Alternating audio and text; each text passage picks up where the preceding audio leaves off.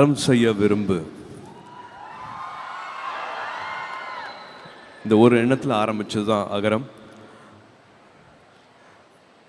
அத்தனை பேர் அத்தனை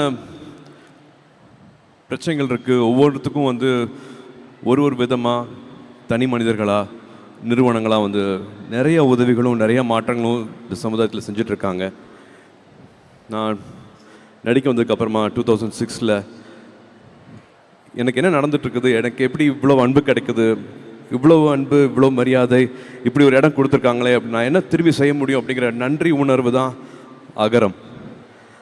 அந்த அகரம்க்கு எனக்கு வழி காமிச்ச ஞானவேல் அவர்களுக்கு நான் எவ்வளோ நன்றி சொன்னாலும் பத்தாது. தங்கைகளா தம்பிகளா 15 வருஷம் ஆயிடுச்சு விதை. எப்படி இருக்கீங்க? இதெல்லாம் பார்க்க எப்படி இருக்கு?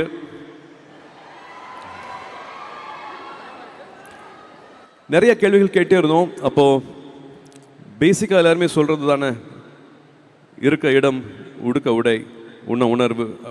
அந்த உணவு, உடை, இடம் இதெல்லாமே அடிப்படை தேவைன்னா அதே மாதிரி அடிப்படை தேவை கல்வி அப்படிங்கிறத நாங்கள் புரிஞ்சுக்கிட்டோம். அந்த கல்வியை கொடுத்துட்டா மற்றது எல்லாமே அவங்களே செஞ்சுப்பாங்க அப்படிங்கிறத அப்போவே உணர்ந்தோம்.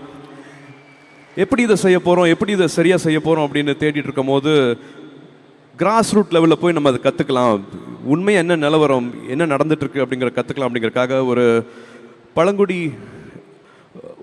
ஒரு பள்ளி, அரசு பள்ளிக்கு போய் நம்ம அதை தத்தெடுத்துட்டு உதவிகள் செஞ்சு என்னென்னு கற்றுக்கலாம் அப்படின்னு போய் பார்த்தோம்.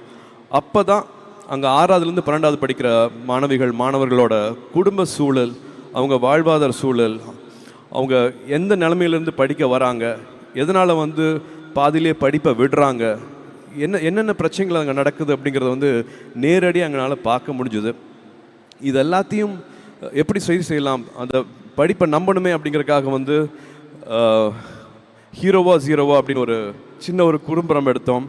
அதில் விஜய் அவர்கள் நடித்தார், மாதவன் அவர்கள் நடித்தாங்க, என்னோட ஜோ நடித்தது, நாங்கள் 4 பேர் சேர்ந்து நடித்தது. எல்லா கிராமத்துக்கும் எல்லா பள்ளிகளுக்கும் வந்து அரசு கொண்டு போய் அதை சேர்த்தாங்க. இந்த விரல் இருக்கு இல்லையா, இந்த விரலுக்கு வந்து நிறைய அர்த்தங்கள் சொல்லலாம். இது கேள்வி கேட்குற விரல் சொல்லலாம், குறை சொல்கிற விரல்னு சொல்லலாம், மிரட்டுற விரல்னு சொல்லலாம். ஆனால் இதே விரலை நம்ம இப்படி கீழே காமிச்சோம்னா, நான் இருக்கேன், விரலை பிடிச்சிக்கோ, நீ வா அப்படின்னு கூட்டிகிட்டு போகிற விரல் இருக்கு இல்லையா, எனக்கு அந்த விரல், எனக்கு அண்ணா / சித்தப்பா நம்மளோட கமல் சார் இதை ஏற்கனவே சொல்லியிருக்கிறாரு.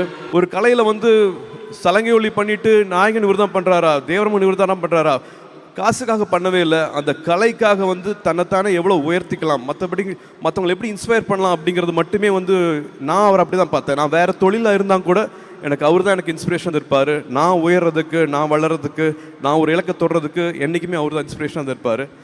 அவர் திரும்ப சொல்கிற மாதிரி, படத்துலையும் சொன்ன மாதிரி, அடுத்த வினாடி ஒழித்து வைத்திருக்கும் ஆச்சரியங்கள் இந்த உலகத்தில் ஏராளம். மிராக்கிள்ஸ் ஹேப்பன், நினைக்கிற கனவு நிச்சயமாக நிறைவேறும். ட்ரெண்டை ஃப்ரெண்ட் ஆக்கிக்கோங்க. தந்தி டிவியின் சப்ஸ்கிரைபர்ஸ் அண்ட் ஃபாலோவர்ஸ் குடும்பத்தில் நீங்களும் இணையுங்க.